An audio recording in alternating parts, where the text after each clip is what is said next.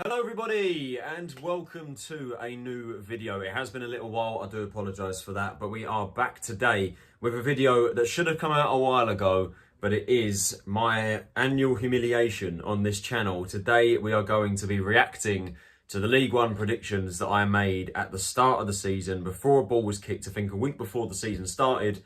A month before the transfer window shut. Yeah, it's time to go through how terrible my ball knowledge is. But if we are to add the points tally up again, if you were to, add points up from how far you were out. So, for example, if you were one off, you get 1 point and the objective is to get the least amount of points possible. I haven't actually done that badly this year. So, as ever with these videos, we will go from bottom to top, starting with bottom of the league. I did predict Cambridge United. Now, they narrowly stayed up by the skin of their teeth last year, and in the summer, they lost, for me, too many key personal players. The likes of Sam Smith, Joe Ironside, Harvey Nibbs, Lloyd Jones leaving the club. They just lost too many personnel, and I felt that their summer recruitment wasn't, I don't think it strengthened the team or covered their replacements too much. They did go through 3 different managers this year. Mark Bonner did get the sack. I'm trying to remember when it was. I think it was midway through the season. Neil Harris took the job. Things seemed to improve. I think I remember correctly, actually. Cambridge had a really good start to the season, which was what kept them up the previous year. They tend to start the season really well. And then Bonner got sacked. Harris then took the job, and I think results started to pick up. And then he went and took the Millwall job, abandoned ship, left Cambridge, and now they're under the guidance of Gary Monk, which is definitely a throwback, one I saw completely out of left field. I didn't think he'd come in. And yeah, Cambridge did manage to keep themselves up in the end. They finished in 18th, so 6 positions out to kick this off. Not a great one there. Obviously predicted them to go down, and they didn't.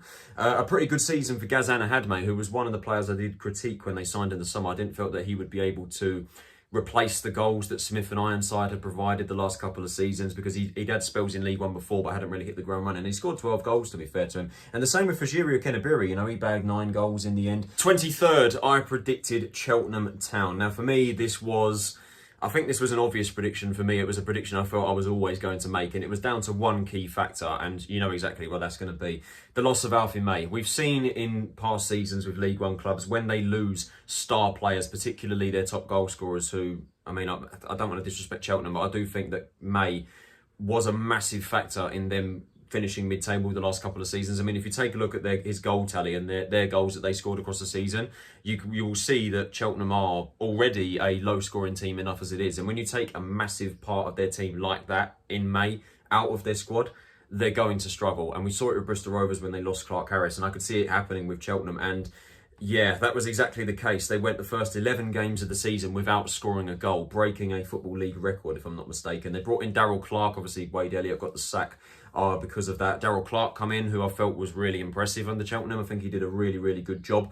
But ultimately, their start to the season was what let them down. And they do find themselves going down, as I predicted. But not in 23rd. They finished 21st. So 2 places out with that one.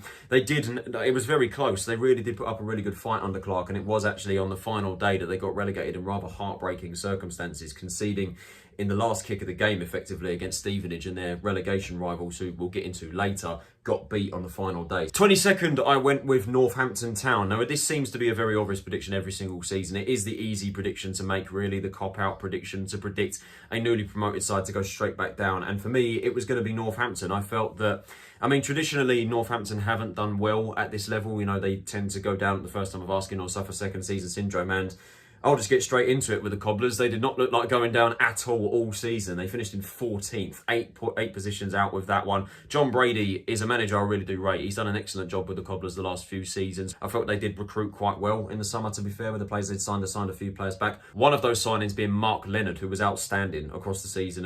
Coming on loan from Brighton, he was excellent in the middle of the park. Will be interesting to see how they fare without him, though, as I have no doubt that he won't be back at Cobblers. And then closing off the bottom 4, it was a very tough prediction to make. I think I said it in the video, I could have predicted about 3 or 4 or 5 different teams to get relegated. But in the end, I settled on Port Vale. Now, this was a very controversial prediction at the start of the season. And I do remember so vividly when Charlton lost at the Vale 3-2 to Port Vale. So many Port Vale fans were saying, oh, you might want to revise that prediction, Port Vale being in the relegation zone, because they were fighting in the playoffs. Well, I say they were fighting, it was start of the season. You can't really take that into account. You can't really take the league table into account back then. But the reason why I predicted Port Vale to go down, for me, I wasn't inspired by their manager Crosby. I don't think he should have got the job, to be honest. And on the opening day of the season, when they got battered 7-0 by Barnsley, it just seemed to be the case. But they started strong. They did start the season strong under Crosby. As I said, they were in the playoffs getting good results. They kind of tailed off a little bit towards mid-table. January was a disaster for the club. You know, losing Ollie Arblaster, who was on loan from Sheffield United. They lost him in January, and it was evident that they lacked goals up front, and they did not sign the striker that they needed. And that is ultimately what let them down. Crosby got the sack. Darren Moore come in, which is an excellent appointment for Port Vale, and to get him on a long-term contract as well. There is a project there. But January was just a disaster, and they tailed off as I expected them to, and it ended up being a pretty awful second half of the season. And in the end, I was correct. Port Vale did go down, but not in 21st, in 23rd. So I ended up getting Cheltenham and Port Vale the wrong way round. 2 of the 4 relegated teams I got correct. So I'm quite happy with that 50% rate there. But yeah, like I said, it was just a disastrous second half of the season for Port Vale, really. Just above the relegation zone then, in 20th, I did predict another newly promoted side, that being Carlisle. Of course, they did come up via the playoffs. They were probably one of the favourites to go down at the start of the season, and I fought against every fibre in my being to put them to go down because, you know, the League Two sides tend to do well when they come up. They do tend to do really well. And they in my opinion, had a fairly decent summer. I felt that they, you know, signed back players that did well for them last season. You know, Finn Back coming back to the club. Excuse the pun there. But yeah, they signed Jack Robinson as well coming back, Alfie McCalmont. Now, they had signed some players that did well the previous year. They lost their top scorer, Christian Dennis, but they did compensate for that, you know, with a number of strikers joining the club. In hindsight, the strikers they did bring in hadn't really done the job at League One level before, had been struggling with injuries like Sean Maguire did, and they managed to keep hold of Owen Moxon, which was a massive factor in. You know, they signed Sam Lavelle to strengthen the defensive line as well, but in the end it proved to be a very difficult season for Carlisle, and that's probably putting it lightly. They finished rock bottom of the table in the end. 30 losses all season with 7 wins. 30 points picked up across the season. It was just a shambolic season from start to finish, really, for Carlisle. And I think that losing Moxon in January to Portsmouth all but sealed their relegation. It was just a very difficult transition. And rather interestingly, of the 4 relegated teams, Carlisle were the only one of them not to change their manager over the course of the season. Paul Simpson clearly doing enough to merit staying at the club, and I do believe that as well. You know, he'd done a good job to get them up from League Two, and yeah, it's going to be interesting for them next year. You know, they have got ambitious new American owners now, so it's going to be interesting to see what they can do, if they can invest in the squad that they have. But ultimately, it was just a shambolic season for Carlisle, and it marks 2 years in a row where the team that has finished bottom has been a newly promoted side, Forest Green being the previous year and Carlisle being this year. And those 2 sides, to be honest, will probably go down as one of the worst teams we've seen in League One the last couple of years. In 19th, I predicted Exeter City. Now, this obviously was quite a drop-off from the previous year, and the reason why is because they got raided in the summer. They lost so many key personnel in the summer. You know, the likes of Jack Sparks going to Portsmouth, Archie Collins, Josh Key, Jay Stansfield returning to Birmingham from an impressive loan spell. Giovanni Brown left. Actually, after I made the predictions, Sam Nombe ended up leaving the club as well. He went to Rotherham, who obviously will be playing in League One next year. And I think I remember saying in the video, if Sam Nombe ended up leaving as well, that's just too many key players that they've lost, and they are going to have a difficult season. But that proved to not be the case at all. Gary Caldwell has done an excellent job for the Grecians, and they've actually ended up having a better season than what they did last year. They finished in 13th after a really impressive second half of the season, a really good run of form. The thing is, in the first half of the season, I actually looked like I was going to be right with this prediction. They had a pretty bad start to the season, but a really impressive second half with some really good standout performers. Reece Cole, who they brought in from non-league, was their top scorer with only 7 goals and 3 assists across all competitions. So their goals kind of lacked across the season, but nevertheless, they did have some standout performers. You know, Dimitri Mitchell once again proving to be solid. Zach Jules, Will Aimson at the back. Ryan Trevitt on loan from Brentford was quite impressive. And yeah, fair play to Exeter. They showed that they didn't need the players from the previous year because they've managed to do a better job this year. So fair play to Caldwell. He's done an excellent job. I was, however, quite close with Shrewsbury Town, who I did predict to finish in 18th. And this was quite a sad prediction to make, to be honest, considering the progress that that club has made in the last few years. I've predicted them so many years on the bounce to finish mid-table, and last season they finally achieved that after some really good summer recruitment. You know, they signed really well in the last couple of seasons under the guidance of Steve Cottrell. This summer rolls around, Cottrell gets the sack in controversial circumstances, and it still annoys me to this day in the way that their club sacked him. Replaced by Matt Taylor, very uninspiring appointment coming into the season, and their recruitment just took a nosedive, really. Their club captain, Luke Leahy, submitting a transfer request and moving to Wickham. I could just see it going in one way for them, and I felt that they were just going to derail and the progress was just going to slip and they would just decline. And I'd proved to be correct, but it would be worse than what I predicted. They finished in 19th after a really, really poor season for them. They were the lowest scoring team in the league with 35 goals. Daniel Urdo did prove to have a decent season again, though, with 11 goals. Jordan Shipley impressed in midfield again, and Che Dunkley was excellent at the back as well. As ever, very solid League One defender. But it was just a really difficult season for Salah. 17th, I did predict Stevenage. Now, I was quite surprised to see Stevenage fans at the start of the season saying, oh, I'm actually quite surprised you predicted us to stay up rather comfortably.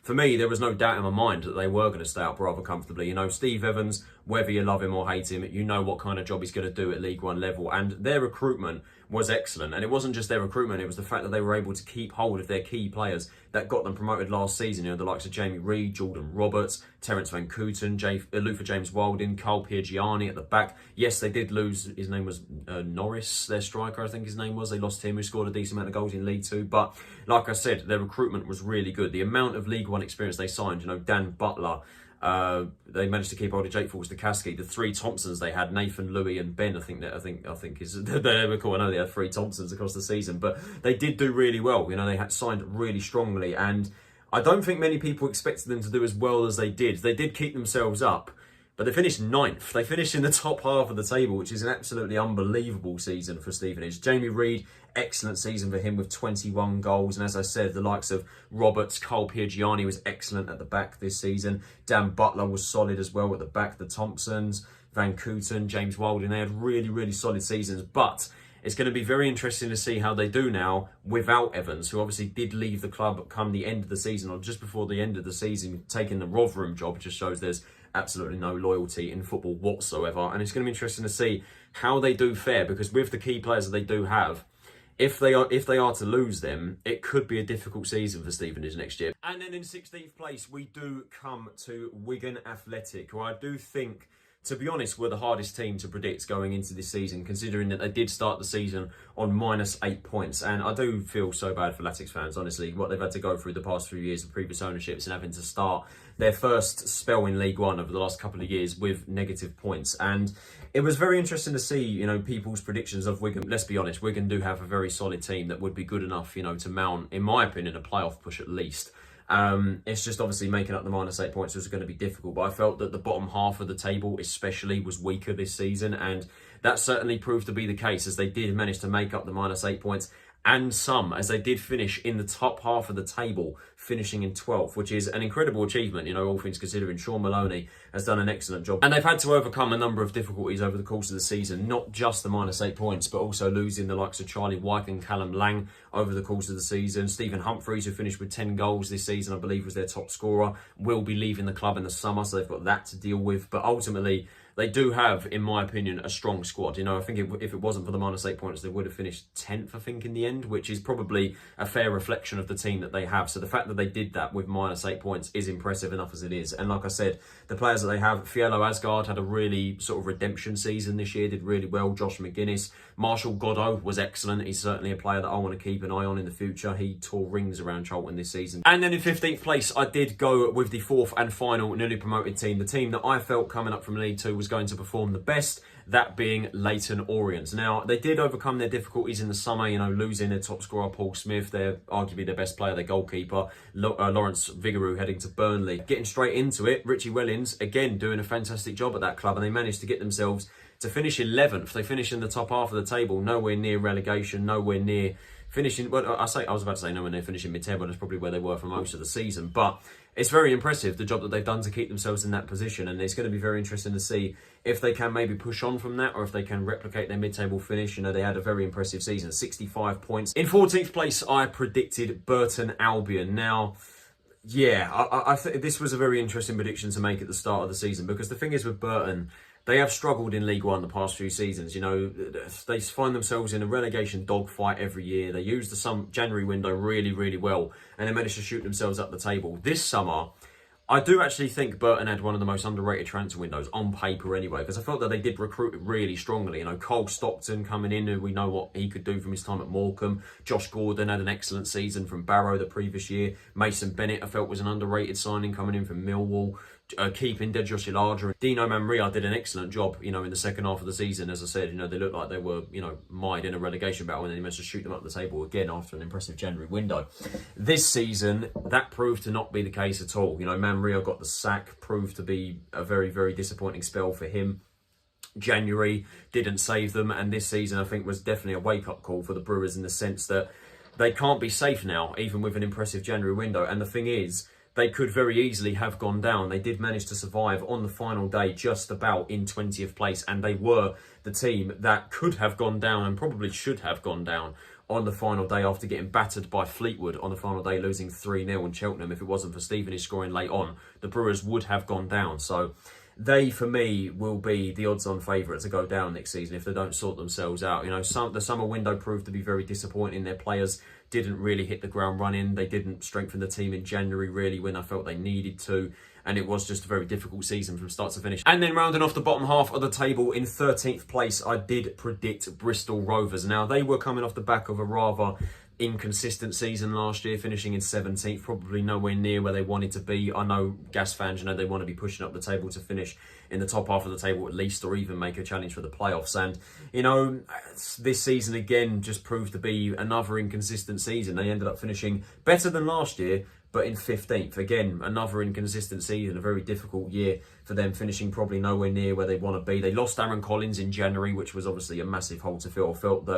I felt that Collins' departure was coming. I felt that it was only a matter of time until they were going to end up losing him, but they did end up losing him in January. That proved to be a massive hit. 21 defeats across the season with 68 goals conceded. You know, defensively struggled, lost too many games. Some solid performances throughout the season, though. Chris Martin with 16 goals across all competitions. Anthony Evans and Luke Thomas had decent seasons. But like I said, it's just a very inconsistent season for the Gas. And again, probably nowhere where they want to be. And Fleetwood Town, who I predicted to finish in 12th. Yeah. I don't know what I was smoking, to be honest with you, but I was quite surprised, you know, when some people predicted Fleetwood to finish as low down as they did, because honestly, I genuinely believed in the Scott Brown project after a defeat to my side, Charlton, the week before we sacked our manager, Dean Holden. So yeah, that proved to be, well, yeah, the hype train there just completely derailed before it even started. And I think what made matters even worse for the Cods was his replacement. Appointing Lee Johnson proved to be a shambolic appointment. You know, I was not inspired by that at all, and I just felt that was only going to go one way, and that proved to be the case. Johnson was, yeah, just a shambles, to be honest, and then he got the sack. Charlie Adam come in, results slowly improved, but ultimately it just wasn't enough. And rather sadly, the Cods do find themselves in League 2 next season, finishing in 22nd, 10 off with that one, the second worst prediction of the video. And yeah, honestly, I do genuinely believe that squad did underachieve this season. I felt that that team definitely was better than what it proved to be, in my opinion, on paper anyway. They scored only 49 goals, conceded 72. They have got some decent players in that team. You know, Jaden Stockley, some young talent in Brendan Wirrither and Junior Quaterna, and Phoenix Patterson, Promise Orashire, another good option. Sean Rooney. They did lose Jack Marriott in January, but they had him as well. You know, that team, in my opinion, was certainly good enough, in my opinion anyway, at the start of the season to keep them up. And I do believe that that team should have been capable of staying up. It was just ultimately, you know, Brown didn't work out. Johnson was a terrible replacement. If Charlie Adam come in earlier, could they have stayed up? That's another question. And then in 11th, I did predict Reading. Now, this was, I think, a very interesting prediction to make at the start of the season. But the thing is, there was just so much ambiguity with the Royals, so much uncertainty with the ownership, which I hope to God they've sorted out now, because that's just a disastrous ownership to go through. You know, the Die Young story is just absolutely ridiculous. And obviously having Ruben Sellers as their manager, who rather inexperienced, you know, he got relegated with Southampton, but, you know, he had a very brief spell there in the Premier League, and, you know, very inexperienced in the EFL, just a very experienced manager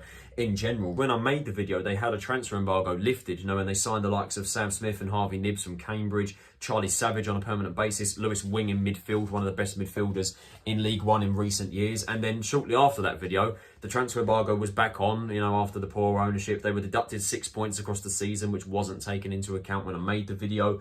And like I said, they were just a very difficult side to predict, but there was absolutely no doubt in my mind that they were going to struggle this season and they were going to finish nowhere near the playoffs. And that certainly proved to be the case. and some more, as they did end up finishing in 17th. It was a very difficult season. You know, they were in the relegation zone for most of the start of the year, but seriously picked it up in the second half of the year with some standout performances from their players. Smith, Nibbs, Wing and Savage, all four of the players they signed when I made the video, all had very good seasons, as well as the likes of Femi Aziz. He was excellent across the season. I'm about to butcher this name right now, but Kelvin Ehibhatioman, I think that's how you pronounce his name. I've probably butchered that completely, but he had a good season as well. And it was just a very good second half of the season. You know, Selle's got that team playing with a bit of fight. There was a lot of camaraderie, and it's going to be exciting to see how the Royals do next season. Another team to watch out for next season certainly is the Imps, Lincoln City, who I did predict to finish in 10th. I predicted them to have a slight improvement based off last season, but not enough in my opinion to make the playoffs. And yeah, my God, what a second half of the season under Michael Skubala. They ended up finishing in 7th, just missing out on the playoffs by just 2 points, which is, I mean, the sheer quality that Lincoln showed in the second half of the season is absolutely ridiculous. Skubala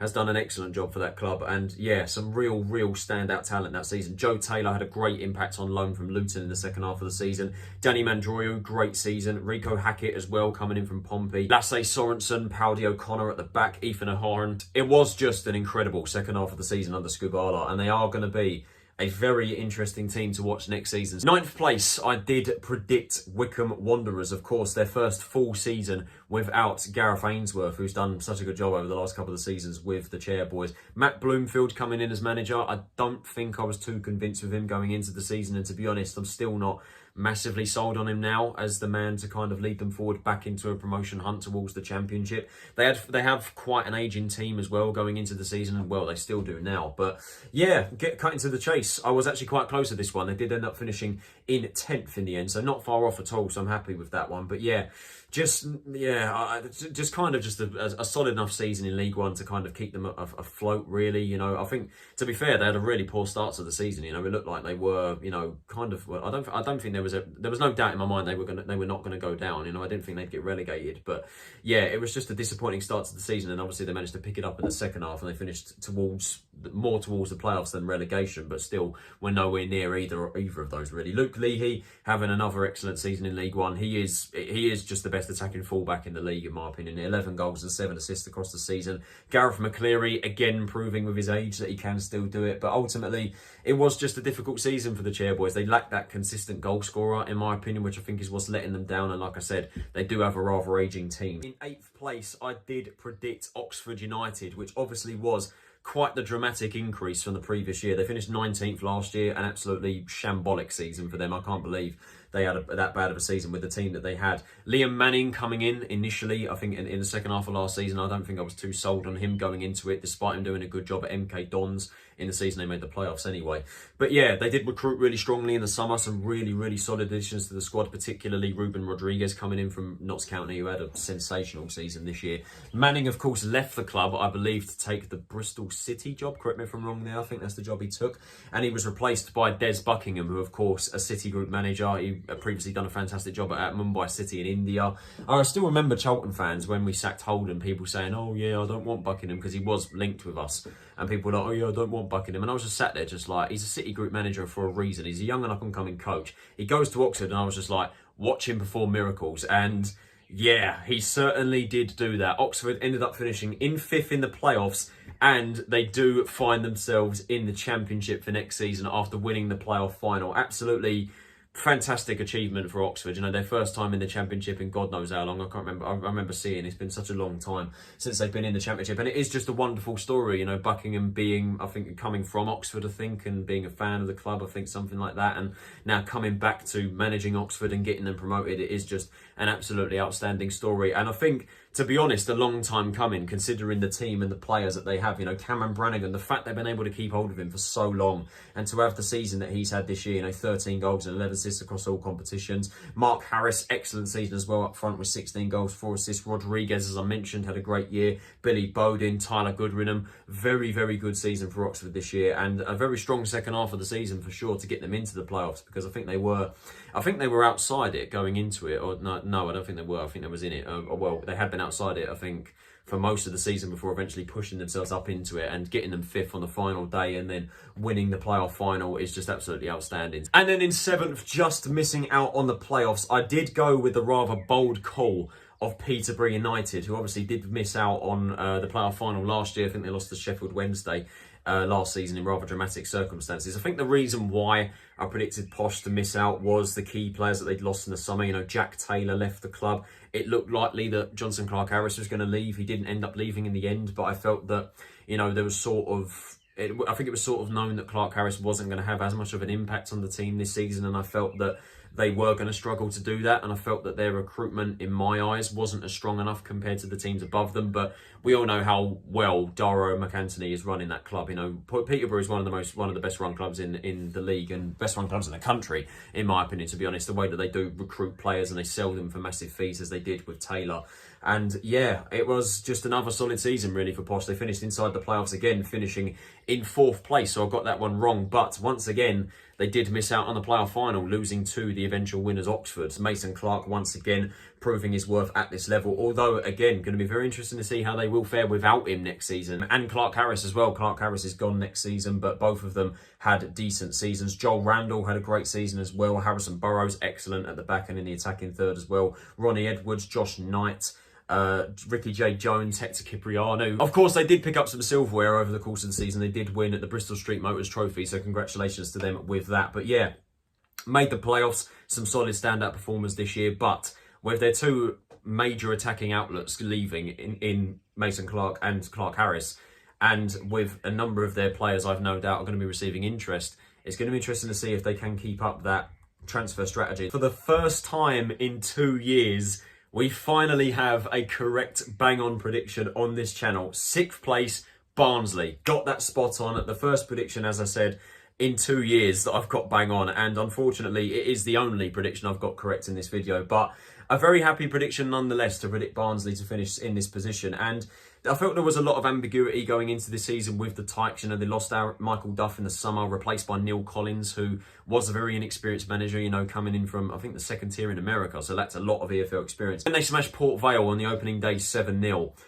Yeah, I felt I was proven wrong at first. And Barnsley, to be fair, you know, they stayed within the playoffs for most of the season, but they went on a dreadful run of form at the worst possible time. You know, in the second half of the season, they were really, really poor. Neil Collins got the sack just before the playoff campaign. They've got a solid League One team, there's no doubt about that. You know, Devante Cole once again proving that he can do it at this level, 18 goals. John McAtee, excellent midfield, along with Adam Phillips, Herbie Kane as well. Sam Cosgrove had a solid season up front. They have got a very decent team. It's just, who are they going to bring in to replace Collins after, you know, he proved to be decent up until they went on the poor run of form, and if they can keep hold of the key players they have over the course of this season. And then in 5th place, I did predict the 3rd and final newly relegated side, that being Blackpool. Of course, back under the guidance of Neil Critchley, who did such a good job the last time he was in League One before he went to take on the assistant manager role at Aston Villa, if I'm not mistaken. And yeah, I was excited to see how Blackpool could fare this season because I felt they had signed some exciting talent. Kind of a disappointing season for the Seasiders. Despite a strong end to the season, they did end up missing out on the playoffs by just 3 points, finishing in 8th, so I did end up getting that one wrong.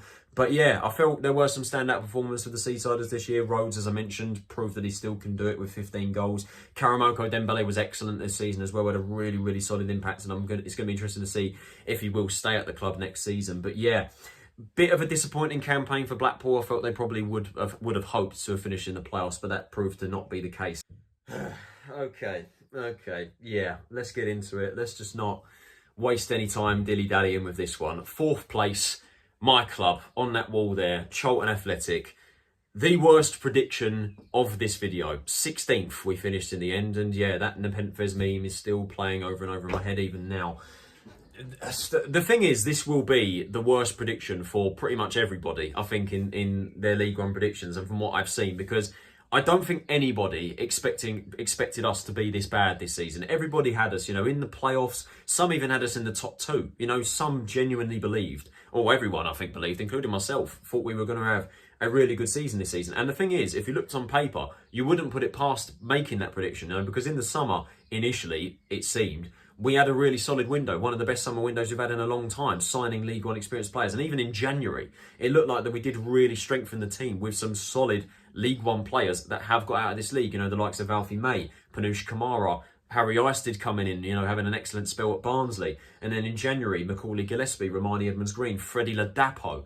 Tariq Backinson coming in, Connor Coventry, some really cool signings. And it did feel like that we were going to have a solid season and push up the table. And it was just a disaster from start to finish. Recruitment was a shambles, proved to be anyway, because we kept signing injury-prone players and players that just did not hit the ground running at all. Only a select few was able to deliver. Dean Holden, hindsight's a wonderful thing. I felt he was sacked prematurely, and I still stand by that. But was he the man to lead us forward? Probably not. But as I said, hindsight's a wonderful thing. I think he was sacked, but I think he was sacked prematurely, and I will stand by that. Michael Appleton, disastrous appointment, one of the worst appointments in the club's history.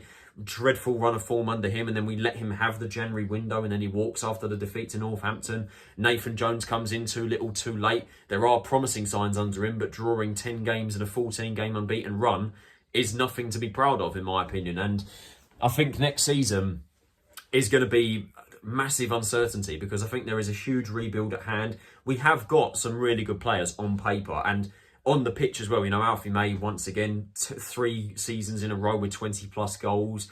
And then you look at the likes of, like I said, some of the players we have already got, we've signed, like Gillespie, Edmonds, Green, and you'd think that they would do a solid enough job with Coventry as well. You'd think that they would do a solid enough job, but we just haven't seen that yet. And then the attack, the likes of Leeburn and Anike have struggled with injury this year. Kanu and Anderson coming through. Thierry Small, losing Dobson. That's a massive hole to fill, and I'm really, really gutted the way that situation was handled. Well, I'm disgusted, to be honest, the way that situation was handled.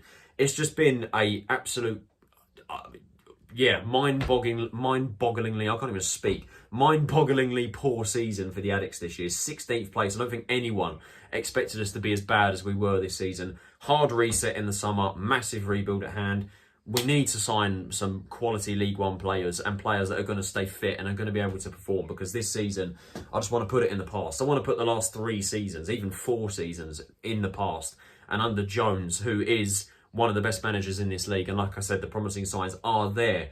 We just need to iron out the kinks. Defensively, we're a shambles. The midfield keeps getting past. We've got 2 poor goalkeepers, and our attack, even with May, struggled to create chances. In third, I did predict Portsmouth. I did see this as finally the year that they were going to kick on, and they were finally going to finish right up the top of the table. John Mousinho coming in January, still a bit of an inexperienced manager. They missed out on the playoffs last year, but they had a very, very strong summer recruitment, and they signed some quality League One players and some exciting young players as well. And yeah, getting straight into it, thank God this year was Pompey's year. They did end up winning the league. Congratulations to Pompey, man. I am so happy for that club that they do find themselves in the Championship. Gutted that we're not going to do Fratton Park away next year, as Charlton always win at Fratton Park, obviously, or never lose anyway. But yeah, I'm very, very happy for Pompey. John Mousinho's done an excellent job. 97 points across the season. Some real standout performers this year. Colby Bishop again with a 20-goal season across all competitions. Paddy Lane was excellent in midfield. Cassini Yengi, who they signed from Australia, kind of an unknown identity, proved to have a solid year with 11 goals. Connor Shaughnessy at the back was excellent. Marlon Pack, Abu Kamara, who I believe was on loan, correct me if I'm wrong there, but he had a solid season as well. They just had an excellent team after a brilliant summer recruitment, and Mousinho, like I said, done an excellent job for Pompey over the course of this season, and honestly, I cannot congratulate them enough. I'm really, really happy for their club, the fact that they are now in the Championship. I did get the top 3 spot on, but obviously not in the correct order. In second place, just missing out on the league title, but going up automatically, I did predict Ian Evans Bolton. Now, for me, there was no doubt in my mind that Bolton were going to be top 3. To be fair, there was no doubt in my mind that Pompey, Bolton, and the other team, who we'll see in a second, were going to be top 3. I think it was fairly obvious going into the season who the top 3 were going to be. And for me, Bolton were going to be in and amongst that for sure. Evitt has been well-established manager for the past few seasons now. They've built a real core group of players, a real solid core of League One players that are, in my opinion, more than capable of getting promoted. And yeah, cut a long story short, in the end, Bolton did miss out on the top 2 in third place by 5 points and lost the playoff final, lost to Oxford in the playoff final in a rather shambolic display, to be honest. A performance that Bolton fans, I think, to be honest, should be embarrassed by. And I was actually quite surprised to see so many Bolton fans on Twitter after the game saying that they wanted Ian Evett out. And I think the arguments that they had was the fact that they have had a team that is good enough to get promoted for the past few seasons, and Evett just hasn't been able to get over that finish line. And I suppose I agree to a certain extent, but I do believe that Evett is one of the best managers in the league, and he is someone that, like I said, he's built that core group of players. I mean, the team that they have is ridiculous. You know, their attack, Dion Charles, Victor Adeboyejo, they added Aaron Collins in January. They also had John Dudley Bodvarsson and Cameron Jerome, but they're both leaving the club in the summer. So it's going to be interesting to see how they do without them. But yeah, like I said, the team that they have is just brilliant. I know Josh Sheehan in midfield. Josh Dakers-Cogley, one of the best fullbacks in the league this season. Ricardo Santos, the best centre-back in the league. It's going to be interesting to see, I must say, if they can keep hold of those key personnel. The team that I did predict to win the league was Derby County. And again, at the start of the season, I felt there was no doubt in my mind that Paul Warne's side were going to win the league. I mean, for starters, Paul Warne, you know, an excellent manager at this level, knows how to get out of this league. And the sheer quality of that Derby team was just ridiculous. I mean, Conor Hourihane, James Collins, Nathaniel Mendez-Lang, Iran Cashin, Max Bird, Sonny Bradley, Kane Wilson, who they signed recently. You know, they were just a dynamite team. Ended up finishing in second. So I was very close with the top three in the end. But yeah, Derby, I think, deservedly go up. I think a lot of people have, you know, expressed their frustrations with Paul Warne's football. I mean, let's be honest, it's not the most attractive of football, but it works. They had the best defensive record in the league with 37 goals conceded. They scored 78 goals as well. Deserved to go up. Not the most attractive of football, but Paul Warne has been able to do the job. Solid defensive record. They scored goals, 90 plus points. In the end, there are some close ones. Again, as ever with this channel, I do tend to get a few quite close, and I was very happy to get one correct this year compared to the none I got correct the previous year. But there are some stinkers. I can't believe my own club is my worst prediction this season. That is an absolute shambles. And there are some other poor ones in there. But like I said at the beginning, I haven't actually done that bad overall. I put it on the screen now in text. These are my prediction points over the course of the seasons that I've done predictions on this channel. And like I said, the way these work, I mean, if you are one position out, for example, you get 1 point. And like I said, the objective is to get as little points as possible. And this season is actually my second best prediction to date. So I am actually quite happy with that, getting sub 100 points, finishing with 98 in the end. My best performance was 2020-21 with 92, if I'm not mistaken. I would have put it on the screen. So yeah, overall, I think I've done okay. That is it for this video, guys. I hope you guys did enjoy it. If you did, can you possibly leave a like, subscribe if you are new to the channel, and turn on those post notifications so you're notified of every time I upload a new video. How did you guys think I did? Let me know in the comments below. And how did you guys get on with your predictions? Let me know in the comments below. This has been Tyler Rowlinson. Have a nice day, and I will see you all in the next video. Take it easy, stay safe, and I'll see you all then.